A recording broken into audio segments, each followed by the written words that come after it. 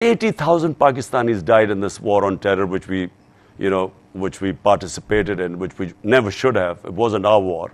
But as a result, 80,000 Pakistanis died. Right now, there is still terrorism. We still have Pakistanis dying of terrorism, but on the peripheries, not like it was before. But when you're fighting against terrorism, I'm afraid that's when the security agencies, then they take a much stronger role. And the abuses would take place by the security agencies because they felt they were fighting terrorism and they were endangering their soldiers' lives. And so they would be sometimes taking very harsh actions against anyone who criticized the security forces. But those actions were always by the agencies. And the 2-3 times when we found out, and I can give you examples, immediately we took action when, journalists were picked up. But never from the political government, because we had nothing to hide. In fact, the only problem we had was we don't have libel laws. So what was happening is that me as Prime Minister, I was libeled a couple of times. I went to court as a Prime Minister, but even I couldn't get justice because we have a real problem with defamation and libel laws. No one gets convicted here. So what we need freedom of press and responsible press, where if you cross, like in UK, if you cross a certain line, then I should have the ability to go to court and get compensation. And I've been in a libel case in England, and I know how strong the laws is. Unfortunately, this is not the case in Pakistan, which is the problem my government had.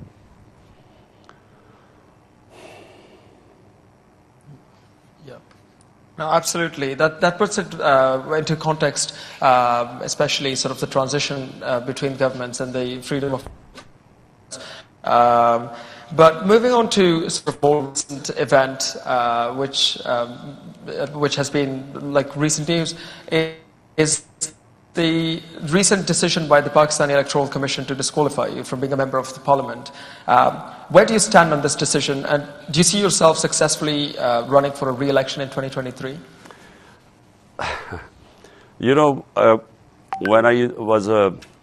When I started playing cricket, and when children and as boys we used to play cricket. So when the other team used to be losing, a lot of the times the boys would just pick up the stumps and run away and said, "We are not playing anymore." Now this is exactly what's happening right now. In 2 by-elections which we've competed, it's never happened before that sitting governments have been routed in the by-elections. And it's because of massive public turnout. And it's also because, despite the fact that the election commissioner is completely biased, it's not even biased, he's just part of their team. It's like them playing with their own very biased umpire. Now, and I'll just give you an example. 9 times the election commissioner has given decisions against us.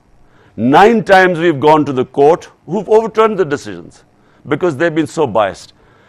This thing of my disqualification, it is just, it is unbelievable. In fact, I'm going to do a defamation case against this election commissioner because it will never stand in a court of law. And we are waiting, we are already in court, we are waiting for the full judgment has just come. It is, I won't go into details, but it is just a joke what he's done. Not just that, there were 2 cases they are trying to disqualify me. One is a funding case, a funding of the political party. We are the only political party in Pakistan's history that does proper political fundraising. We have a 40,000 database of our donors. Other parties have nothing. And we keep telling them that, look, we are the ones who, everything is on record. They have been trying to find out something in our funding case for almost 6 years.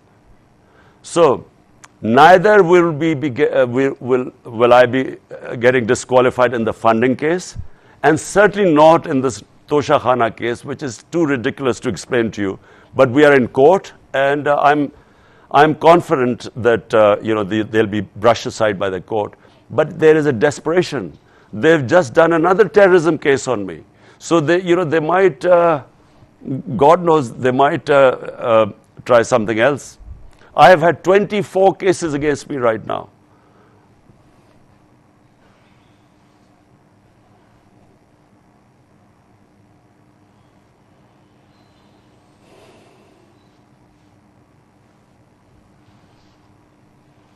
Check karo. Can you hear me? आवाज तो नहीं चली? Yes, apologies, it's the Wi-Fi. Was I talking to myself? No, I think we heard a bit. It was just towards the end part that you cut out.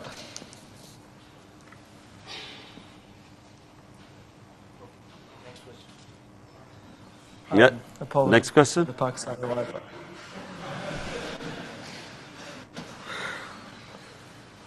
Which bit did you hear and which you didn't hear? I don't, where did I start talking to myself?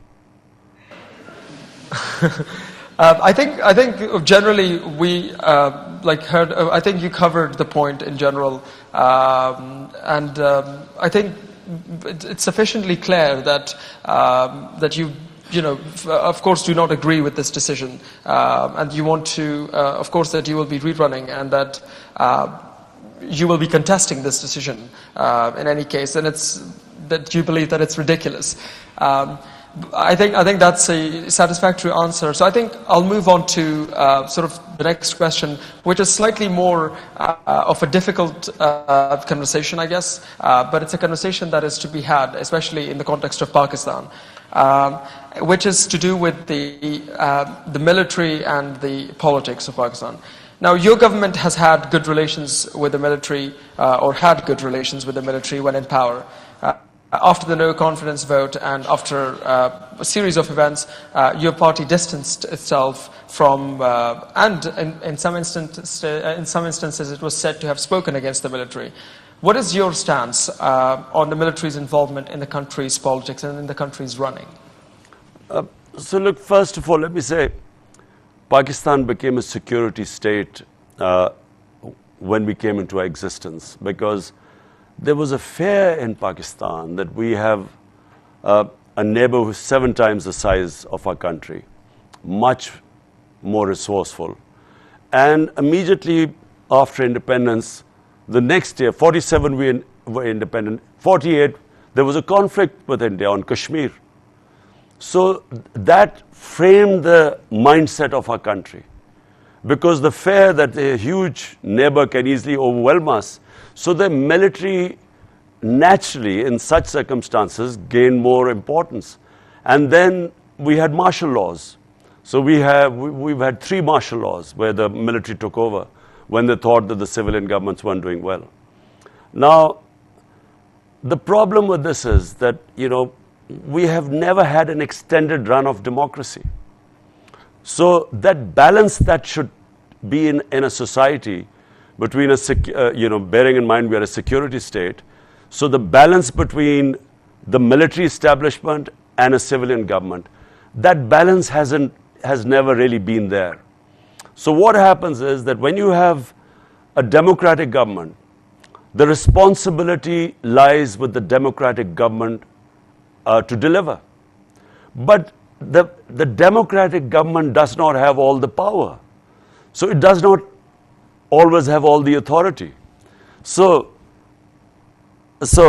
unless authority and responsibility lie in one place, it's very difficult for any management system to work. Now, I'll give you just one example where, in fact, I had a very good relationship with the military establishment. There were no problems between us. In fact, it was a complementary relationship. But the one area where I had this problem was because I had been campaigning for 22 years when I came into power, that the powerful must be held accountable. They must be brought under the law. So action must be taken against them.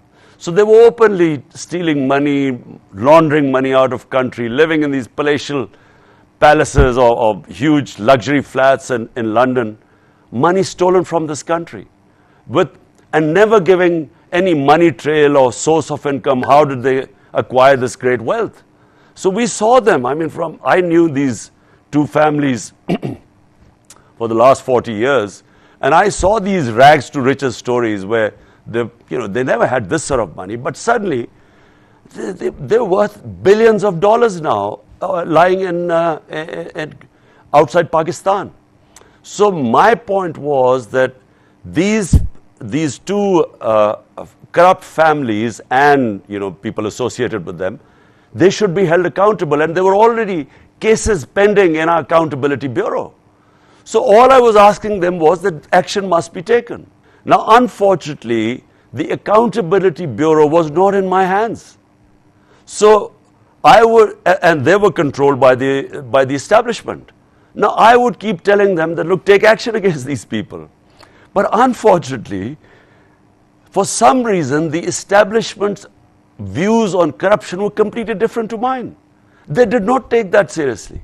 I kept telling them that no country can prosper if the ruling elite is siphoning off money outside the country.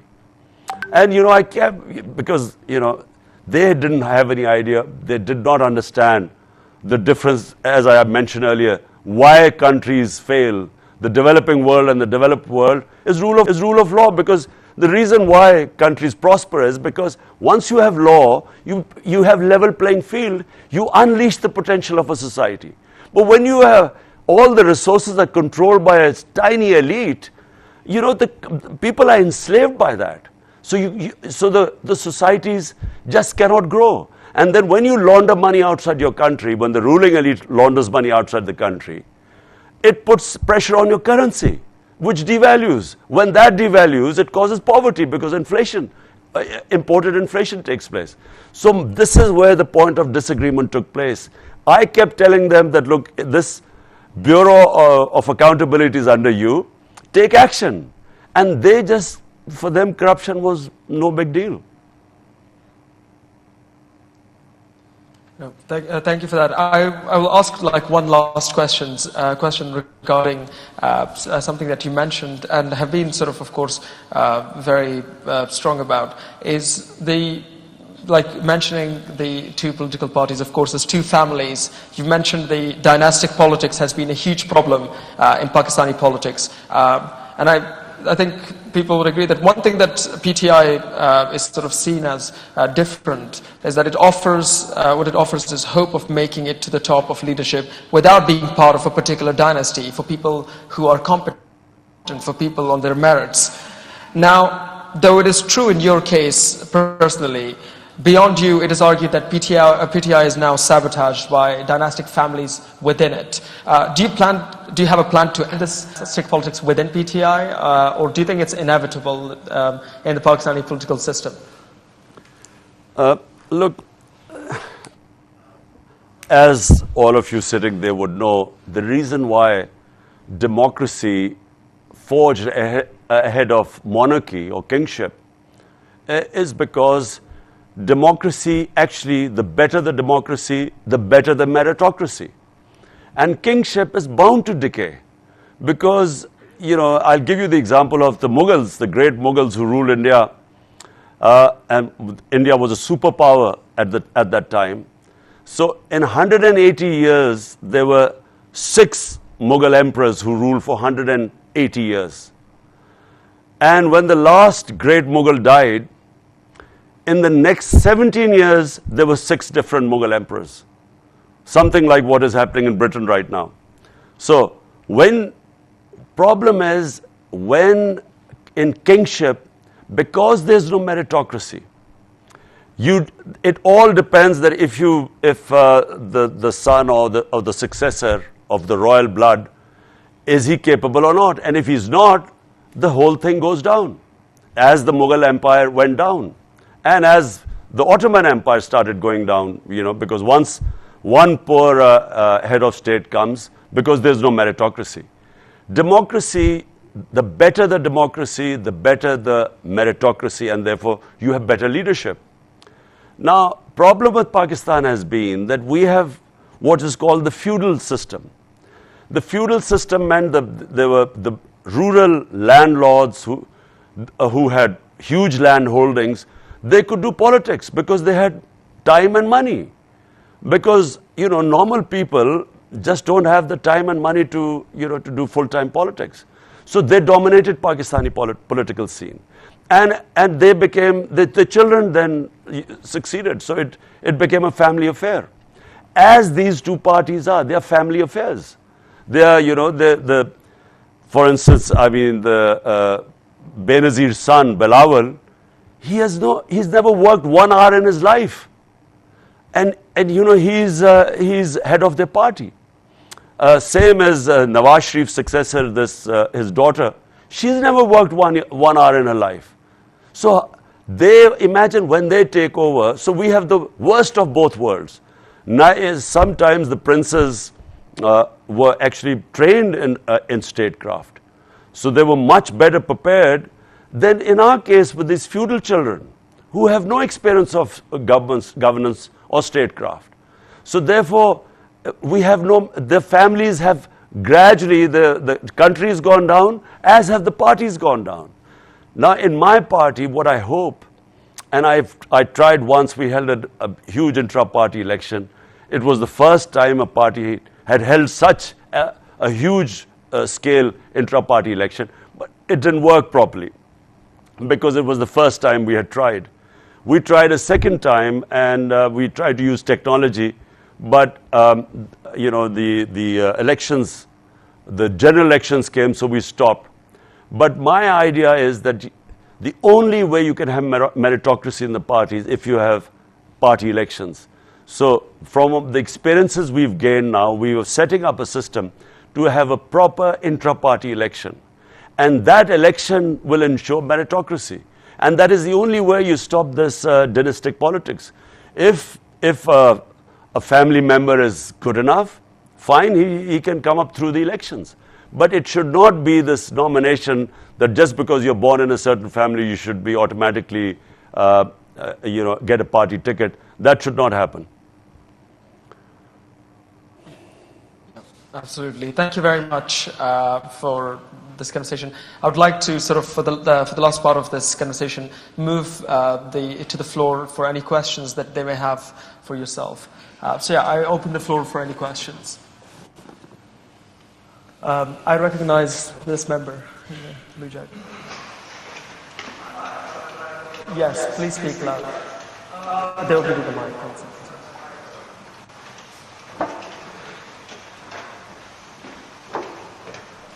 Hi, first of all, Mr. Khan, it's a pleasure to speak to you. Secondly, in your speech, you put an increased emphasis on the impact of the US in, the downfall of the PTI. And we've seen that these developed nations, through which a lot of developing nations' money now goes to, regularly interfere in the matters of, South Asia and the global South. To what extent do you think that the problems that South Asia faces today are not a product of its people, but of people of a faraway land that steal from us? Look,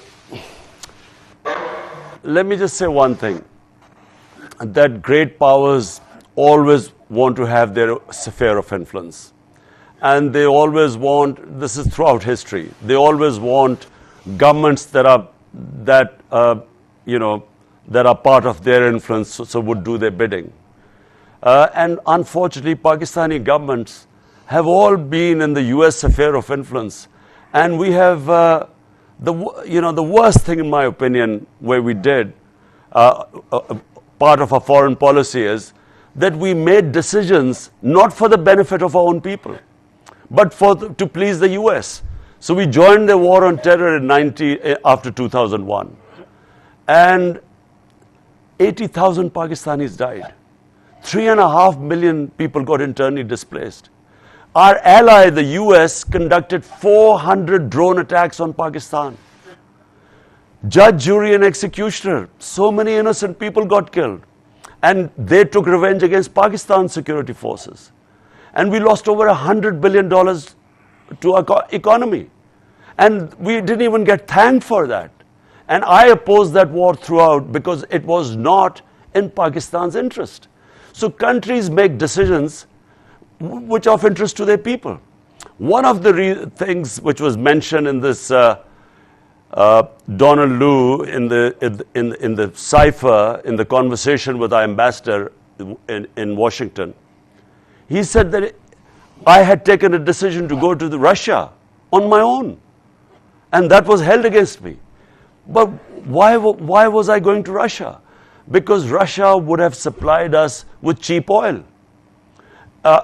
India, an ally of US, is getting oil from Russia at 40% discount. Now, 120 million Pakistanis are vulnerable. Almost 50 to 60 million are below the poverty line. Another 50 to 60 million, a price shock, inflation, would push them down the poverty line. Means they can't have 2 square meals a day. So my interest should be my people. I should not be serving the interest of another country at the expense of my own people.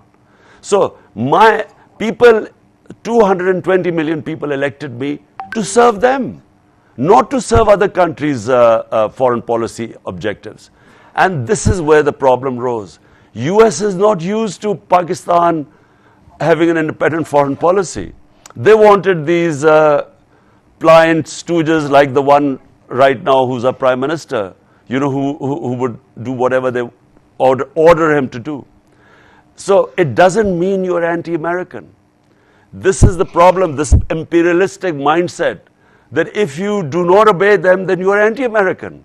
But if you talk about your own national interest, which is what I did, and I think for somehow in this Biden administration, they just thought that, you know, I wasn't the right one, and they wanted a more pliable stooge.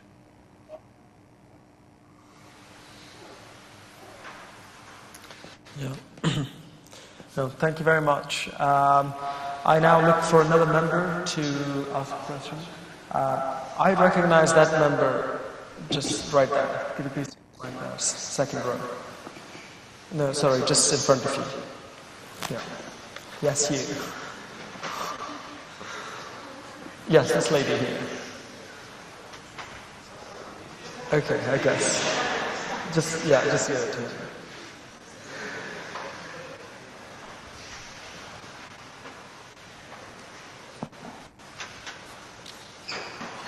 Hi, so let us assume that and hopefully you do get back in power. I know it's a big... So the camera is behind you, if you want to... So hopefully you do come back in power. Hopefully you are able to reduce the army's power and by doing so reduce corruption, fix the legal system, and fix dynastic politics. So in that process, how do you think you'll be able to control how much power you individually have? So in other words, as you break down this corrupt military control system, how do you make sure that this new system is democratic? Look, like Pakistan, like most of the developing world, we have series of problems. You know, there are a lot of problems we face. Number one, we just do not have enough money to spend on our human beings. So, if, you know, human development, you can't really rise as a nation if you don't look after your human resource, if you don't invest in your human beings. Problem is that all this prosperity comes after the rule of law. So it's my entire life's experience that unless you have rule of law, you don't have democracy. If you hold elections without having rule of law, you will have warlords, you will have mafias coming up, because they will have more resources. They will have the muscle. So, in a society, the key is, I go back, which is why I started my politics 26 years ago. You must bring the powerful under the law. So this is my number one thing. If you ask me, what is the one thing I would do if I ever get it back into power, is rule of law. But you can only do that if you have a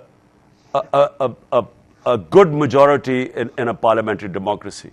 Last time when I came into power, I had a coalition government, not a strong government. And so therefore, it is very difficult in a parliamentary democracy. If you come up with a coalition government and a thin majority, you are always subjected to blackmail. You can't make strong decisions because, you upset powerful mafias who then have ways of undermining you. So if I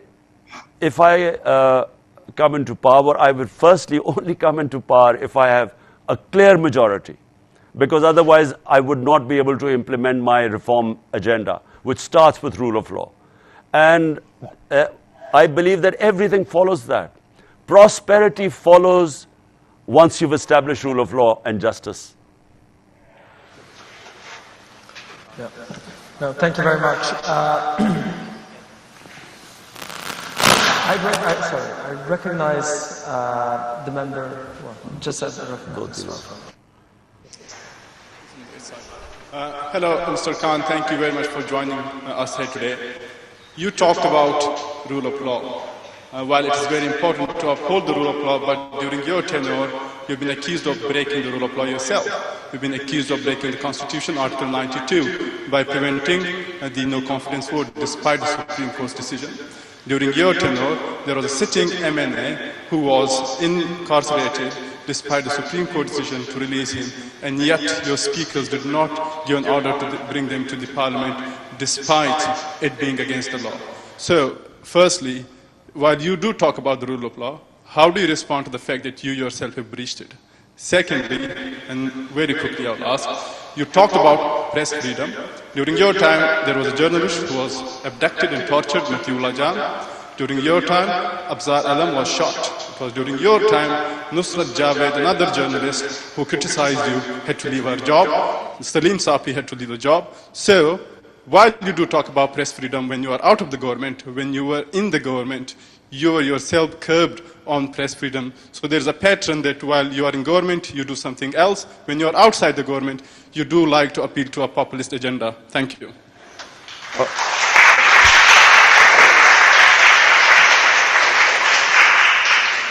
So can you, let's start first by Matiullah Jan. We found out Matiullah Jan had been picked up night before. The first thing we did was in the morning when we found out he was released. We found out that he had been picked up by the security agencies because he had said something against them. My government immediately had him released. The other guy who was shot had actually nothing to do with freedom of media. It was a personal dispute which we investigated and found out. There was no journalist that where my government clamped down upon. There was not one journalist. These incidents, there was maybe one other incident that had to do with the security forces. And let me explain. Why were the security forces used to this? Because while we were in the war on terror, there were a lot of instances where the security forces would act in the name of fighting terror. And this was not just in the case in Pakistan. If you look at the US with Guantanamo Bay, fighting terrorism, always they used to take more liberties. So remember, my government had nothing to hide. So there was nothing. And now you talk about an MNA. Which MNA are you talking about? No MNA had anything to do with where our government had him incarcerated. And what law are you talking about which I had broken? When my government, when it came to this no confidence motion, we just announced elections. We had this option. It was in the Constitution. It went into the Supreme Court. We had a right. It wasn't against the law. If rather than having your members of parliament being sold like, like sheep in an auction, the best was go to the people, let them decide, who they wanted to form government in Pakistan, rather than having spending millions of dollars to get buying your members of parliament. So what was wrong with asking for elections? That wasn't breaking any law. Well, thank you very much. We'll have one or two more questions because we're arriving to the end of the event. Could you please give a chance to the person in the second row there, up at the front? Assalamu alaikum, Imran Khan. My name is Umar Khan, and my question to you is, Pakistan, like PTI is not the first political struggle or movement, that Pakistan has seen after its creation. There has been a lot of parties, a lot of leaders, just like Fatma Jinnah and Zulfikar Ali Bhutto. And what we saw was like their parties and their struggle died down after they passed away. So is this the same that's going to happen with the PTI? Like people call it like a big bag of wind, and it's just one man show, and it's all just Imran Khan. Like recently we saw in these by-elections, they were like, you won on 6 seats, and the only other candidate which PTI had, the daughter of Shah Mahmood Qureshi, she couldn't win. So do you have a plan after, like for PTI after Imran Khan, do you have a systematic way where there's going to be a successor to the party, to your struggle, or it's just the Imran Khan? Well, look, first of all, I don't have any family which is, none of my family members are in politics, as opposed to the two family parties where all top positions are their family members. And I repeat, the only way of having meritocracy in the party are intra-party elections. And the first thing after the general elections, this is exactly what we are going to do. We will hold intra-party elections, and that is the way you avoid dynastic politics and you have meritocracy. So last question, please. Yes, one last question. Sorry. Can I recognize this member here, please? This girl here. Thank you. Assalamu alaikum, sir. My name is Malaika, and my question to you is regarding with the long march that you're organizing currently. With this historic feat that inshallah you can achieve, what do you think this will impact in the future of Pakistan, and what is the message that you're trying to send to your opponents? Look, democratic parties always go back to the public. So either they want elections to show that they have majority support, which is what democracy is, or if you want to protest, you go to public. So this will be a big protest. It will be peaceful within our constitutional rights. We will remain, we will not break any laws. We've assured everyone that. But it is very important for a democratic party to show that where does the public stand. Now, I remember when Britain entered the Iraq war. I think one of the most amazing sights for me was when I saw almost 2 million people marching in London against the war. And I think that that's a sign of a nation that is alive, that is aware, that knows its rights. So this is what I'm trying to do in Pakistan. Make people realize that, no one should impose governments on us. We as the people, it's our right. So, we should decide who should govern Pakistan. No outside conspiracy involving, and plus these cabal of crooks. They by spending money which they have and, imposing a government on us and then using state oppression to crush us. We are not animals. We are human beings. Humans have rights. So this is what we are trying to do. This march will show where the people of Pakistan stand. And I feel that, it will be historic, inshallah. I'm a born optimist, having a sporting background. You never enter a match thinking you lose, so you always think you'll win. So I feel that it will be one of the biggest protest movements in Pakistan's history. Thank you very much. Thank you. Thank you very much.